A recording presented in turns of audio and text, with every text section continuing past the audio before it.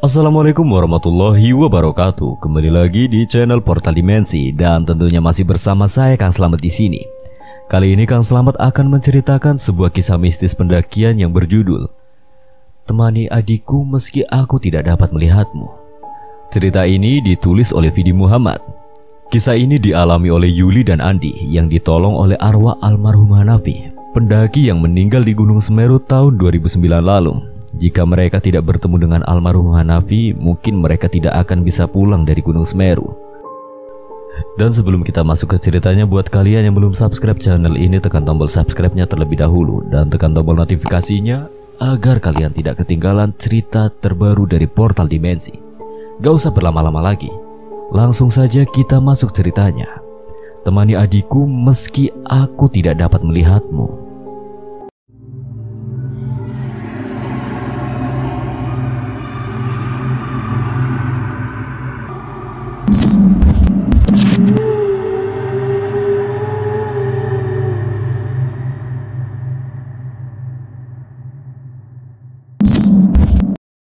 Namaku Yuli. Kisah ini berawal dari perjalananku dan Kak Andi pada tahun 2014 lalu. Andi adalah kakak kandungku. Waktu itu aku masih kuliah semester 2. Sedangkan Kak Andi sudah bekerja dan sudah lama terjun di dunia pendakian. Waktu itu aku sedang liburan semester. Aku ingin sekali mendaki ke Gunung Semeru karena teman-teman kampusku sedang ada rencana untuk mendaki ke Gunung Semeru. Tapi apalah daya, orang tuaku tidak memperbolehkannya karena khawatir. Karena melihatku ingin sekali mendaki ke Semeru, Kak Andi tidak tega. Lalu Kak Andi meminta restu kepada orang tua untuk mengajakku mendaki dan akhirnya orang tuaku mengizinkan. Sebelum berangkat, Kak Andi memintaku untuk lari-lari kecil dengan tujuan agar tidak kaget nantinya. 1 minggu kemudian, kami berdua akan berangkat ke Gunung Semeru. Setelah pamit sama kedua orang tua, kami berdua berangkat dari Blitar dengan menggunakan motor dan sesampai di Ranupani sore hari. Ranupani adalah desa terakhir yang terletak di lereng Gunung Semeru. Sesampai di Ranupani, Kak Andi mengurusi Maksi. Karena waktu itu hari sudah sore, Kak Andi memutuskan untuk menginap dulu di Ranupani untuk menunggu keesokan harinya. Waktu itu aku merasa sangat senang. Tapi dalam hatiku masih kurang lengkap karena aku tidak bisa mendaki dengan teman-teman kampusku. Tapi tak apalah, yang penting aku bisa mendaki ke gunung yang selama ini ku idam-idamkan untuk kudaki. Pagi pun tiba, kami berdua mulai melakukan pendakian pada jam 8 pagi. Pendakian kali ini adalah pendakian keduaku setelah sebelumnya aku diajak Kak Andi ke Gunung Penanggungan yang terletak di Mojokerto. Kak Andi memintaku berjalan di depan sedangkan Kak Andi berjalan di belakangku. Kurang lebih sebelum zuhur kami sampai di Ranukumbolo. Sesampai di situ Kak Andi bertanya kepadaku, "Gimana, Dek? Capek tak? Kalau capek kita ngecamp di sini aja." "Enggak, Kak. Aku mau ke puncak." Melihatku yang ingin sekali ke puncak, Kak Andi pun menurutiku. Kami istirahat dulu di Ranukumbolo untuk mengisi perut karena waktu itu kami sudah mulai lapar. Setelah selesai mengisi perut, tiba-tiba Kak Andi terlihat cemas. Sepertinya dia tidak yakin kalau aku bisa sampai ke puncak. Tapi melihatku yang sangat ingin ke puncak, terpaksa Kak Andi menuruti permintaanku. Singkat cerita, kurang lebih jam 1 siang kami lanjut berjalan naik dan meninggalkan danau Ranukumbolo. Terus berjalan sampailah kami di Kalimati sekitar jam 5 sore. Sesampai di Kalimati, Kak Andi mendirikan tenda karena akan ngecamp di Kalimati. Setelah tenda sudah didirikan, Kak Andi memasak makanan untuk kita makan berdua. Siang itu pendaki tidak begitu ramai dan di Kalimati itu aku sangatlah senang. Karena aku sudah bisa melihat puncak Mahameru yang berdiri gagah. Rasanya aku ingin cepat-cepat ke sana dan berdiri di atas sana. Hari mulai gelap, Kak Andi mengajakku untuk berkenalan dengan rombongan sebelah tenda. Kami ngobrol-ngobrol di tengah dinginnya Kalimati. Di situ Kak Andi sempat bertanya pada rombongan itu dan berniat ingin mengajak summit bareng.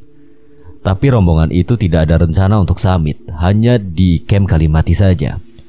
Karena malam semakin larut, Kak Andi mengajakku untuk masuk tenda dan tidur. Karena nanti jam 11 malam kami harus summit ke puncak Mahameru. Tepat jam 11 malam Kak Andi bangun lalu Kak Andi membangunkanku. Kak Andi mempersiapkan semuanya untuk perbekalan kami ke puncak. Kurang lebih jam setengah 12 malam kami berdua berjalan ke puncak. Kak Andi memintaku untuk berjalan pelan-pelan karena setelah Kalimati itu jalannya mulai menanjak. Berjalan pelan sampailah kami di area Arkopodo. Karena waktu itu banyak debu yang berterbangan di Arkopodo, tiba-tiba mataku kelilipan. Melihatku yang sedang kelilipan, Kak Andi berkata dan memberiku pertolongan. "Jangan dikucek, Dek, tanganmu kotor. Sini, Mas tiup." Setelah ditiup Kak Andi, mataku sudah mendingan dan kami lanjut berjalan. Sepanjang perjalanan naik hingga sampai di puncak Mahameru, mataku terasa perih dan memerah karena efek lilipan tadi.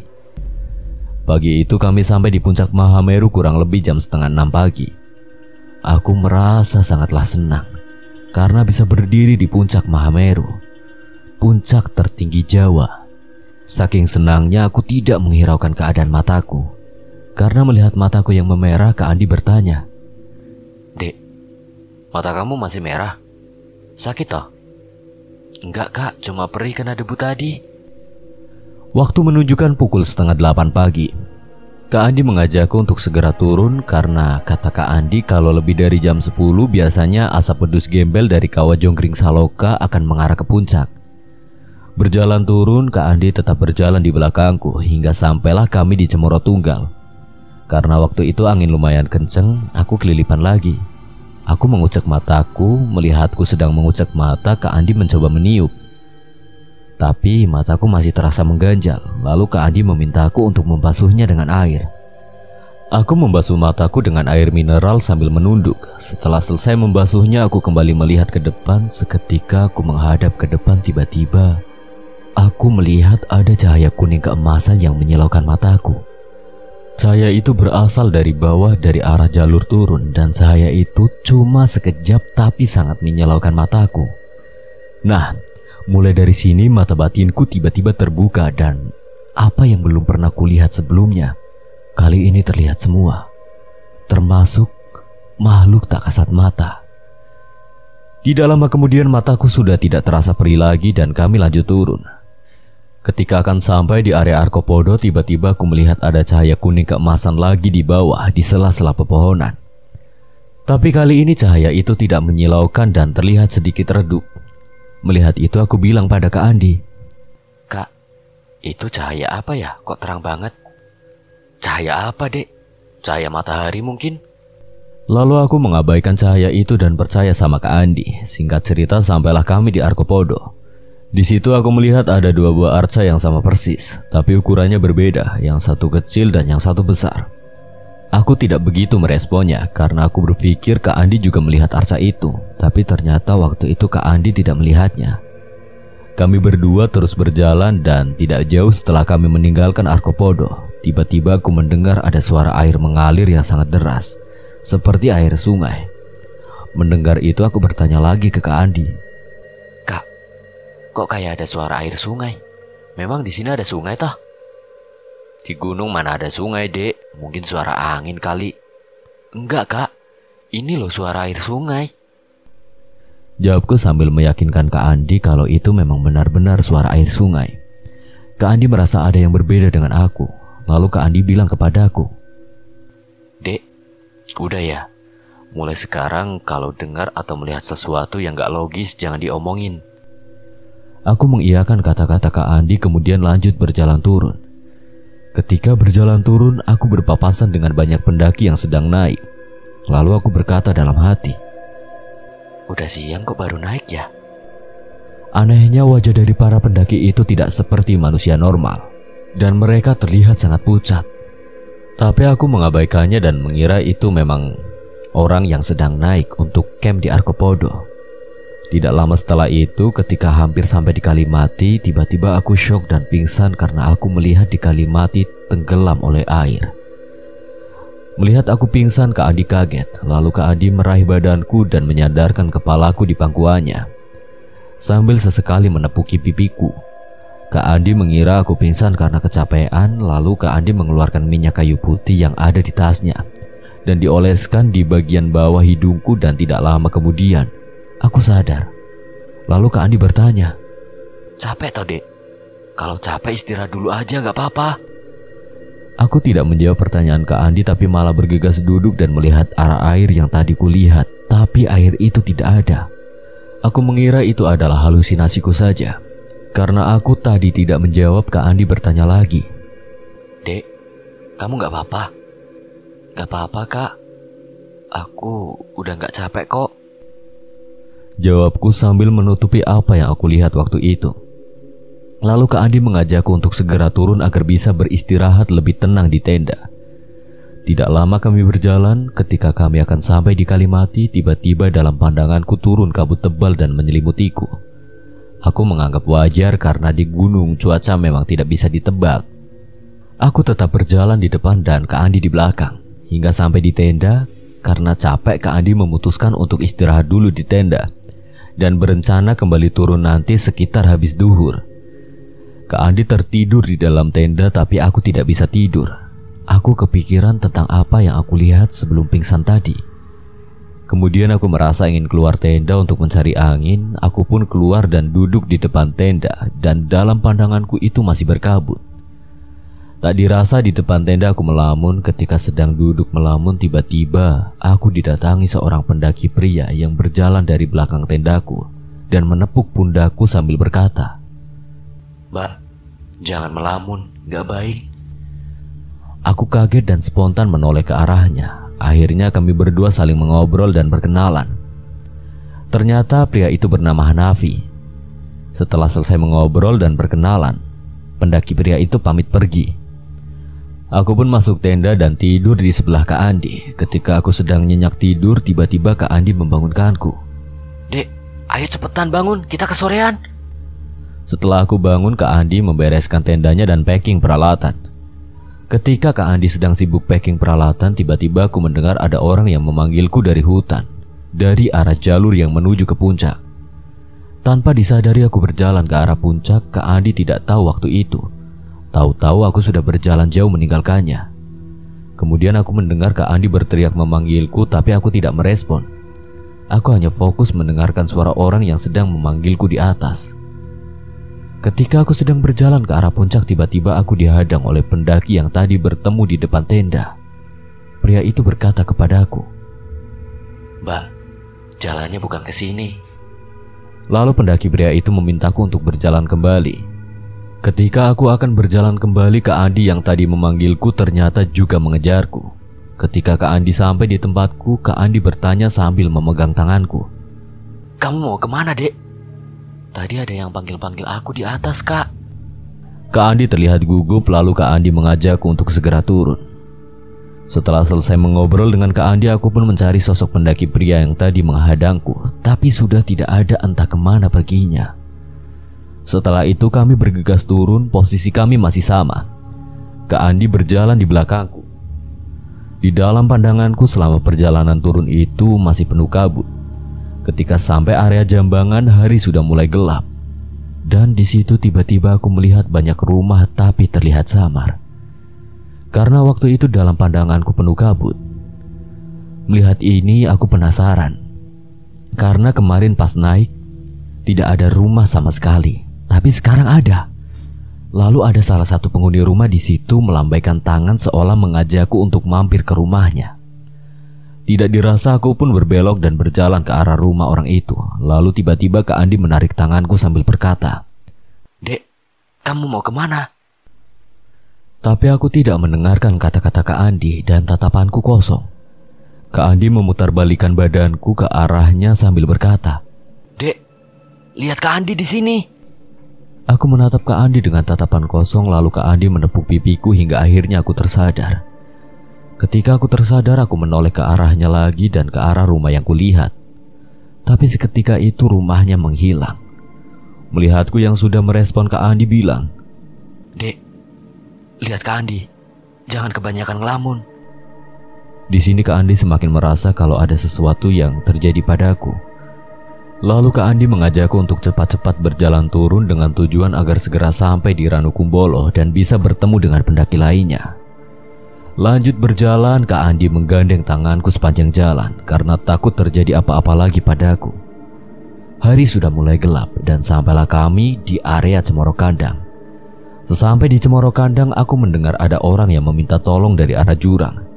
Spontan aku melepaskan pegangan tangannya Kak Andi dan cepat-cepat berlari ke arah jurang.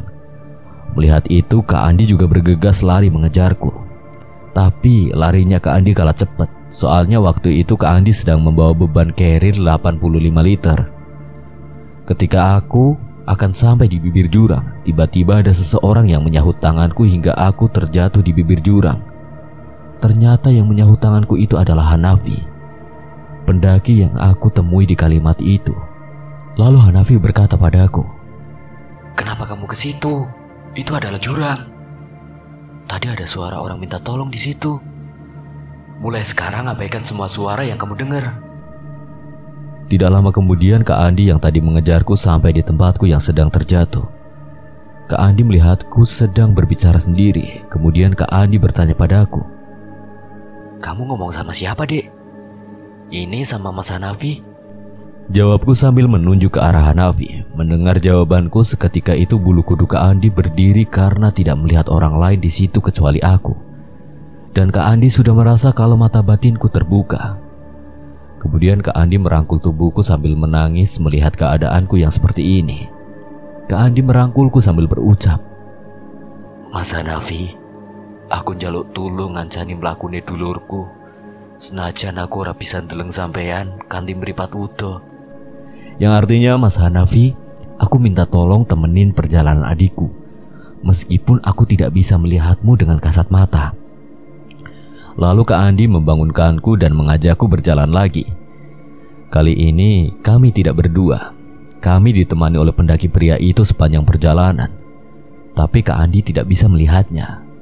Lanjut berjalan, kali ini Kak Andi berjalan di sebelahku sambil memegang pundakku.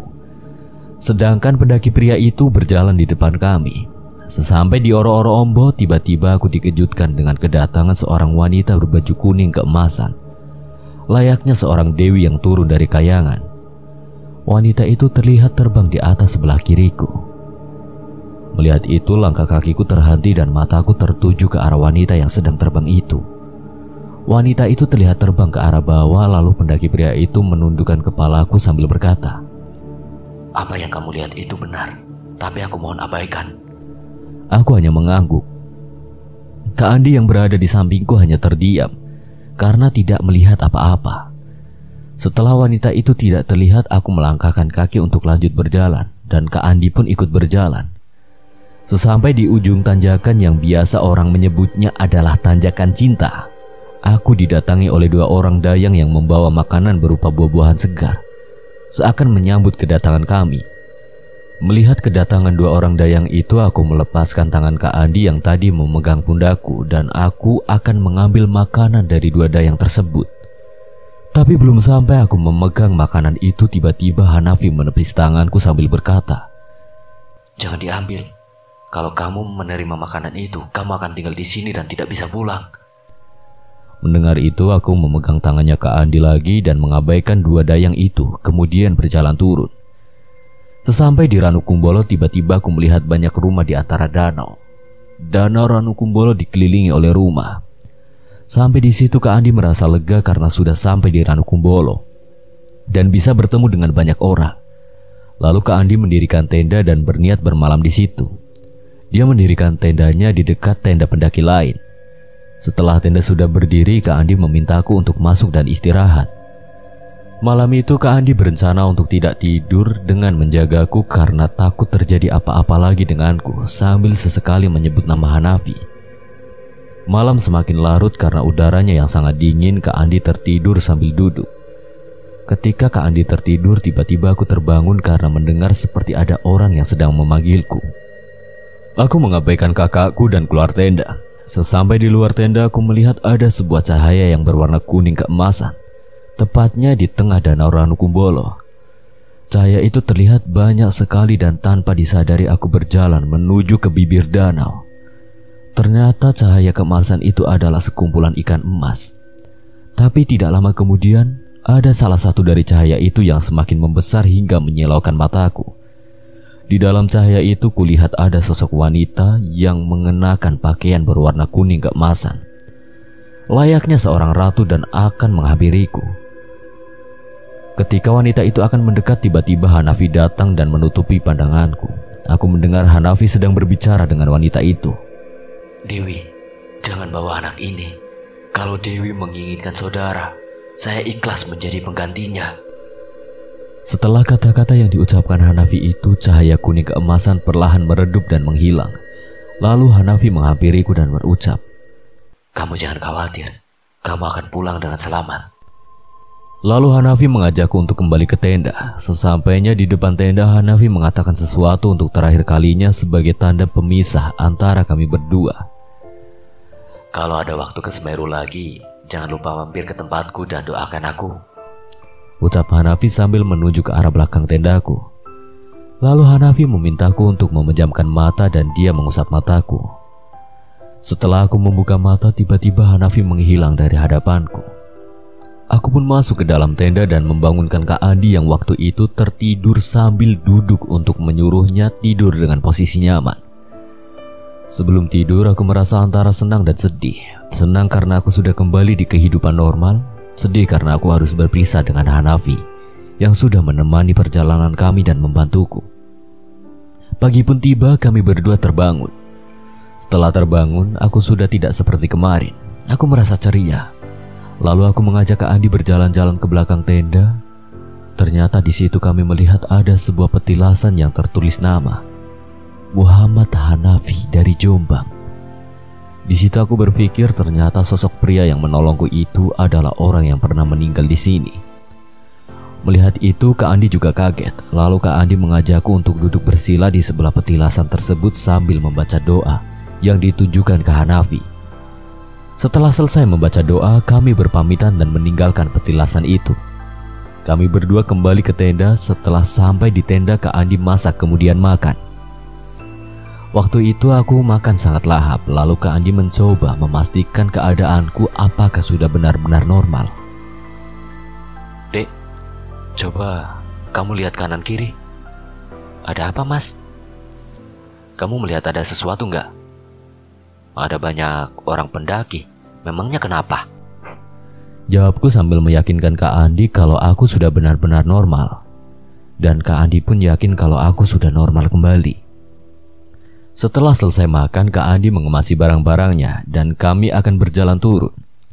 Ketika kami sampai di ujung danau seberang, aku melihat ke arah tempat ngecamp tadi di sebelah danau. Di situ aku melihat ada Hanafi yang sedang melambaikan tangannya, seakan mengucapkan selamat tinggal padaku. Aku hanya tersenyum dan menganggukkan kepala. Singkat cerita, selama perjalanan turun dari Ranukumbolo hingga ke pos pendaftaran, aku tidak mengalami gangguan apapun karena mata batinku sudah tertutup. Dan sesampai di pos pendaftaran, kami langsung bergegas pulang. Berjalan pulang, sesampai di Tumpang, Kak Andi mengajakku untuk mampir di masjid untuk sholat. Setelah selesai sholat, Kak Andi bertanya tentang apa yang kulihat selama di Gunung Semeru. Aku menceritakan semua yang aku lihat dan siapa sosok yang bernama Hanafi itu. Mendengar ceritaku, Kak Andi terharu kemudian meneteskan air mata. Dia merasa punya hutang budi karena sudah membantunya selama perjalanan dan menyelamatkanku. Lalu Kak Andi memintaku untuk tidak mengatakan kejadian ini kepada orang tua karena takut dimarahi. 1 bulan kemudian, aku dan Kak Andi kembali ke Ranukumbolo dengan tujuan ziarah ke petilasan Hanafi. Hanafi adalah orang yang baik, tapi sayangnya pada tahun 2009 lalu dia telah menghembuskan nafas terakhirnya di Ranukumbolo Gunung Semeru.